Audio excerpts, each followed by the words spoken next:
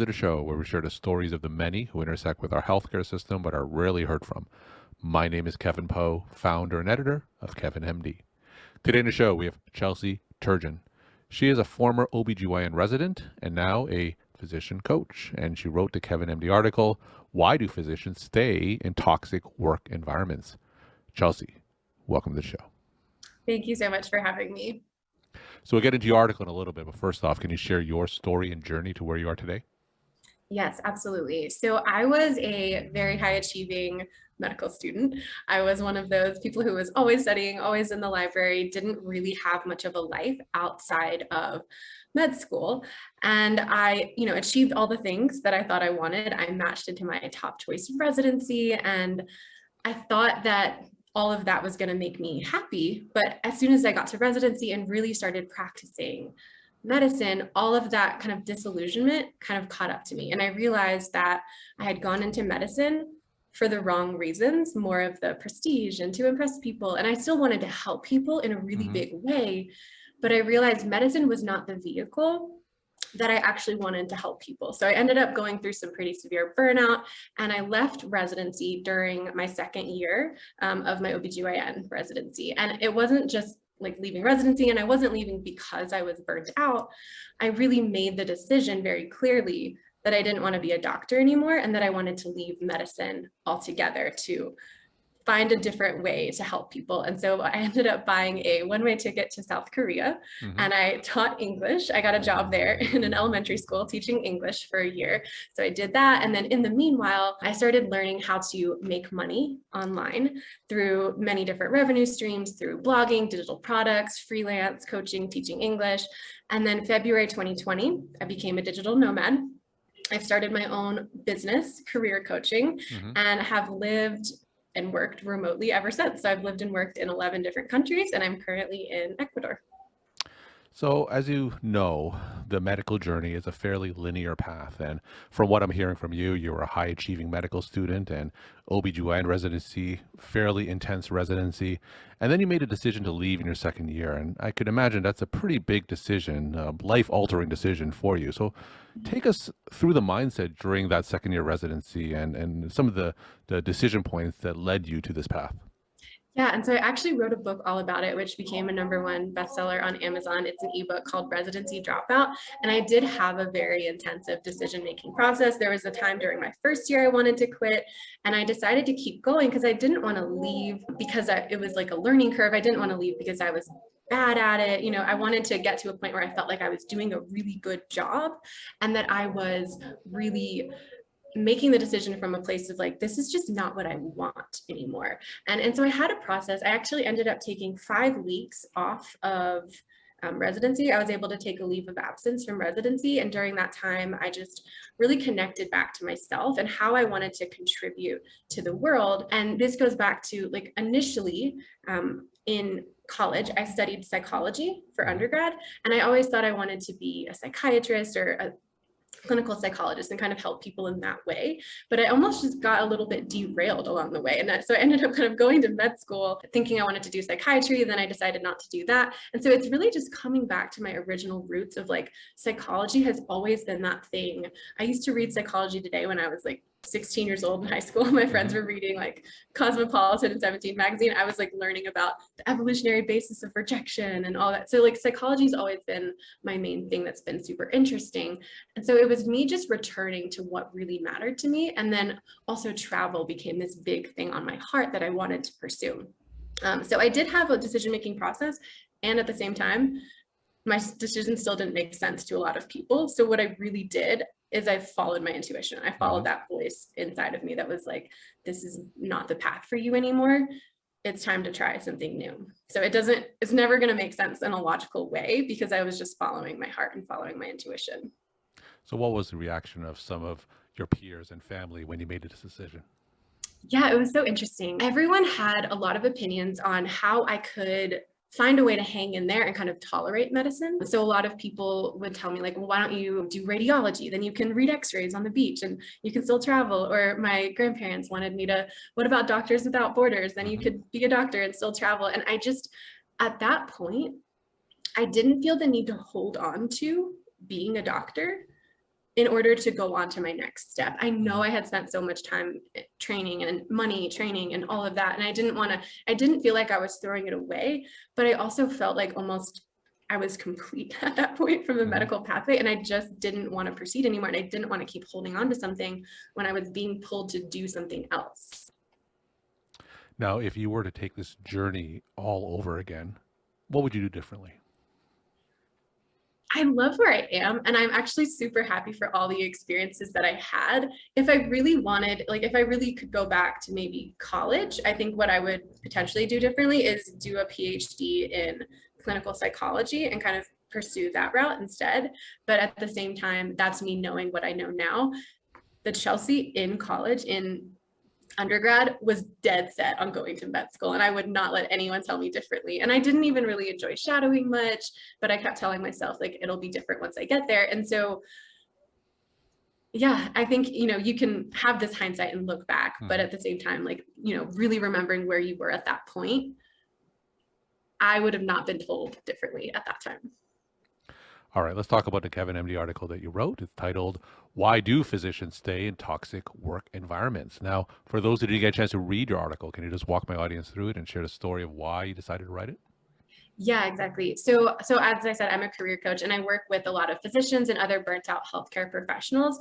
And in my work, I come upon so many people who are fairly miserable, but they're kind of Hmm. putting up with these horrible working conditions. And for me, it was a shock because I always thought once you finished residency, you're like the big boss in Hmm. charge. And but now as I work with my clients who are full-fledged like physicians, and they are the ones who like they're the top of the totem pole medically speaking, but I see that there's so many other people who run the show, and there's so many other pressures and factors that kind of influence their day-to-day life. There's like RVUs and productivity metrics and admins putting pressure on them to like open up slots to see more patients. And so there's all these factors that are kind of pressing on them that, to me, I was just wondering, like, why are people kind of tolerating people who have trained so long and have gone through so much school? Why are Hmm. they kind of tolerating being in these working environments that aren't really serving them and that aren't allowing them to practice medicine to the best of their abilities? And so why are they staying in these kind of miserable conditions? And I know not everyone is miserable and that can be a little bit dramatic, but there's a lot of the Hmm. people I work with, they are in that Sure. place where they don't feel great. So I was sitting with this question, like, why do they feel so stuck? Why do they feel so trapped? And then I remembered this dog experiment from my psychology background. So I'll just kind of walk you guys through the experiment, Hmm. which illustrates this point of learned helplessness. So a researcher back in the 60s was doing research on classical conditioning, and he put a dog in a crate, and the dog could not escape. He was in this crate with no way to escape. He would ring a bell and then administer a shock. Hmm. Would do that a number of times, and before long, he would just ring the bell and the dog would react as if he had been shocked, right? So that's the classical conditioning Hmm. piece. Then he put the dog in a larger crate where one side was electrified, but then the other side wasn't. So essentially the dog then had an escape route. So he administered the shock in the same way, and he expected the dog to jump into the non-electrified side and like escape the shock and escape the pain. But the dog didn't do anything to escape. He just Hmm. laid down and gave up and kind of accepted the fate of the shock. And obviously they like, it wasn't just a one-time experiment. They tested and validated this in other ways. But this whole concept is called learned helplessness. So it's where you don't try to remove yourself from a negative situation because the past has taught you that you're helpless. Hmm. And so I believe, and I know there's many reasons. I don't want to simplify this and say Sure. this is the only reason physicians stay in toxic work environments. I'm just adding one explanation to it. But I believe our medical training in a lot of ways teaches us that we're helpless, because there's this narrative that the training process is supposed to be really hard and difficult, and we're supposed to suffer, and you're just supposed to put your head down and power through. But then so you've learned that like when things are hard and when things are difficult, when they kind of like suck in your training, there's nothing you can do about it Hmm. except power through and keep going. So I think we just carry that with us all throughout the rest of our medical careers. And that's one of the reasons we have this learned helplessness. And that's one of the reasons why we feel stuck in these toxic work environments. So, give us an example of what this learned helplessness would specifically look like. So, what's a story that you typically hear as a physician coach of this learned helplessness kind of in action? Yeah. So it's just accepting that you have to see a certain number of patients. So like one of the Hmm. clients I was working with recently, she's like, yeah, well, we're supposed to see what, like 3.5 patients per hour. Hmm. And like you just kind of accept this as a standard that you're supposed to live by without even knowing where that's coming from, like how that's going to help anyone, what that's going to do. And you kind of just operate in this way of like, oh, this is, even though seeing this many patients at this rapid of a pace is really stressing me out, is making me take all of this work home with me. Hmm. I can never catch up on my charting and notes. I can't keep up with my inbox. Like there's all these things that are struggling because of it, but you feel like you have to do it because it's just kind of a requirement that's been put on you. So it's kind of like tolerating the way the system works Hmm. because you have this sense that it's supposed to be really hard to be a doctor. And it is hard for sure, but it doesn't have to be so miserable. So what kind of advice do you give these clients who come to you in this scenario? Yeah, so a lot of this learned helplessness, a lot of it can be changed by changing the way you perceive situations. And that's like about changing your attributions. So attributions are basically the factors that you hold responsible for certain situations. So I'll just give you two examples of kind of how we can shift certain attributions. So you can shift away from an internal attribution to an external attribution, and that's helpful. So for example, you can say like, a lot of people who are struggling to keep up and they feel like they're kind of drowning in all the admin work of what they have to do, they think it's their fault. They have this Hmm. internal attribution. They say, I'm not fast enough, or I'm not efficient enough, or I just can't stay focused. I have too many things distracting me. So that's an internal attribution. My work conditions are hard because it's my fault, Hmm. right? And so then you can shift that to an external attribution and say, actually, no, I'm working really hard. There's only so much focus and concentration and like productive work any human can do at any one period of time. There's actually just too much work expected of me. So then that becomes an external attribution. And so shifting it in those ways can help you see, okay, it's not me. It's not a me problem. Hmm. It's a system problem. Hmm. And then that puts you in a place where you're more likely to start looking for solutions as opposed to kind of blaming yourself. So once a clinician does that and shifts that burden to an external attribution and wants to change the system, what kind of options does that clinician have?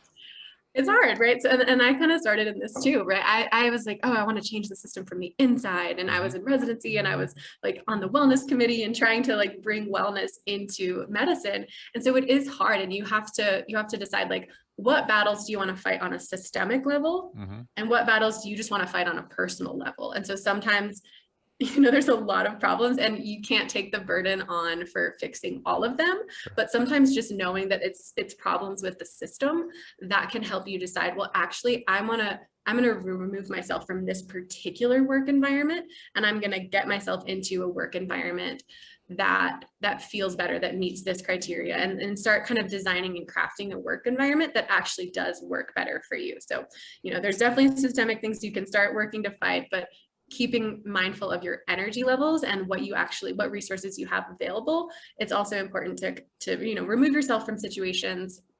I know that doesn't mean you can just like up and quit your job right away. Like Hmm. it's going to be a transition process, and that's not always the right call to quit your job either. So there's a lot of different processes, but you just have to figure out really what's going to work best for you long Hmm. term, and really allowing your interests and what is serving you to matter.